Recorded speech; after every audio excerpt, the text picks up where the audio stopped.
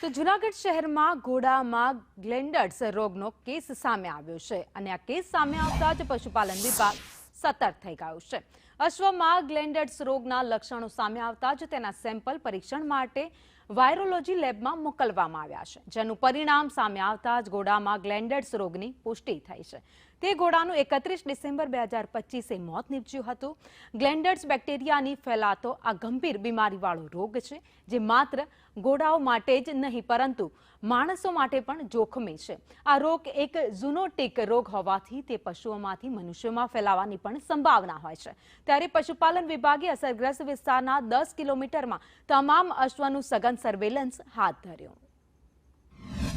જૂનાગઢમાં એક અશ્વને ગ્લેન્ડરના લક્ષણો દેખાયા અને બીમાર પડ્યું હતું, તેમને વેટરનરી કોલેજ ખાતેના દવાખાના ખાતે સારવાર માટે લઈ ગયેલ હતા।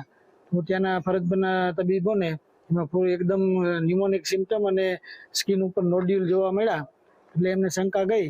ટેમ્પરેચર પણ એવી હતું, તો એમનું સેમ્પલ એને લઈ પછી અમે હિસાર એને વાયરોલોજી લેબમાં મોકલાવેલું।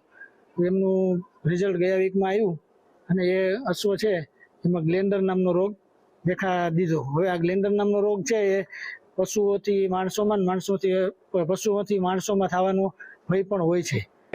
ગ્લેન્ડરની જે બીમારી છે એ જુનાગઢ જિલ્લામાં જુનાગઢમાં એક સેમ્પલ આવેલું હતું। એ સેમ્પલ આજથી 1.5 મહિના પહેલા એ ઘોડાનું મૃત્યુ થઈ ગયું છે, છતાં પણ જે અહીંના અધિકારીઓ છે, અહીંના પશુ ચિકિત્સાલયો છે, ડૉક્ટર છે, એ આવીને અમારે ત્યાં સેમ્પલ લઈ ગયા છે।